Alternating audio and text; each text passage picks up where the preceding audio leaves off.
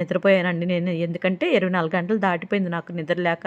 ఇంట్లో పిల్లలకి అన్నం పెట్టేసి, రెడీ చేసి, బయట పిల్లలు పెట్టి వచ్చాకలకి నాకు నిద్ర లేదు అసలకి. ఎంత అప్పచెప్పి మనం అంత రెడీ చేసి వెళ్ళినా సరే, ఎట్టుంటారో ఏంటో పిల్లలని టెన్షన్ ఉంటుంది కదండీ! అసలు చాలా సంతోషంగా అనిపించింది. దొరికిద్దో లేదో అనుకున్నా. ఎందుకంటే నాతో మాట్లాడినోళ్ళు ప్రతి ఒక్కళ్ళు దొరకదు, కష్టం అని చెప్పారు. ఫస్ట్ సారి నువ్వు తీసుకోవటం కదా!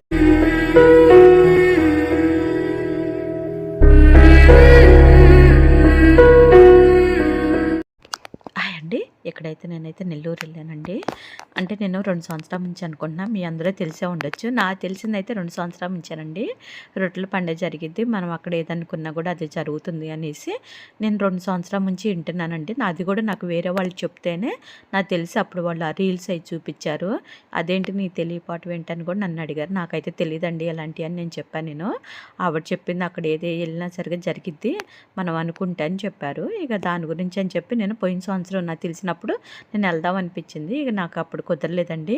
ఇప్పుడైతే ఇక నేను వెళ్దామని అనుకోగానే నాకు టైం సెట్ అయిపోయింది. ఇక అనుకోకుండా ఇక వెళ్ళిపోయానండి.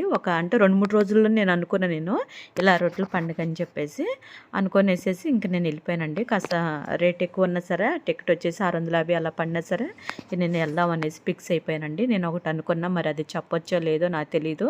నేనైతే ఫస్ట్ సారి తీసుకోవటం కదా రొట్టె, దొరకటం కూడా కష్టమే అన్నారు. కానీ నేను అక్కడ వెళ్ళిన లోపలికి వెళ్ళేటప్పుడు 1 గంట పట్టింది.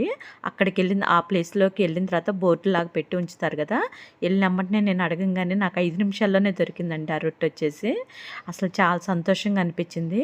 దొరికిద్దో లేదో అనుకున్నా. ఎందుకంటే నాతో మాట్లాడిన వాళ్ళు ప్రతి ఒక్కళ్ళు దొరకదో, కష్టం అని చెప్పారు. ఫస్ట్ సారి నువ్వు తీసుకోవటం కదా అనేసి అన్నారు. అదే నువ్వు వదిలి తీసుకోవటం అయితే దొరికిద్ది అన్నారు.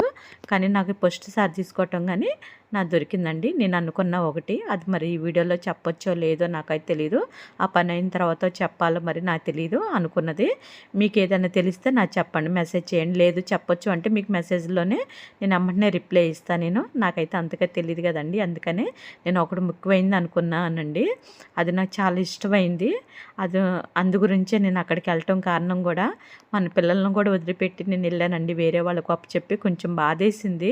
వేరే వాళ్ళకి ఎంత అప్పచెప్పి మనం అంత రెడీ చేసి వెళ్ళినా సరే ఎట్టుంటారో ఏంటో పిల్లలని టెన్షన్ ఉంటుంది కదండి. ఎందుకంటే సన్నీ మేమిద్దరం వెళ్ళు, అందుకనే నేను ఒక్కదాన్ని వెళ్ళటానికి కూడా నాకు తెలియదండి. నాకు తోడు ఎవరు దొరకలేదు కదా, అందుకని ఇక సన్నీ మేమిద్దరం వెళ్ళు, లేదంటే ఇద్దరిలో ఒక్కళ్ళు వెళ్ళినా సరే కష్టమేనండి. మన పిల్లల గురించి కాస్త ఆ రోజు ఇబ్బంది పడ్డాం మేము.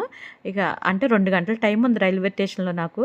ఇక అక్కడే నిద్రపోయానండి నేను. ఎందుకంటే 24 గంటలు దాటిపోయింది నాకు నిద్ర లేక. ఇంట్లో పిల్లలకి అన్నం పెట్టేసి, రెడీ చేసి, బయట పిల్లలు పెట్టి వచ్చాకలకి నాకు నిద్ర లేదు అసలుకి.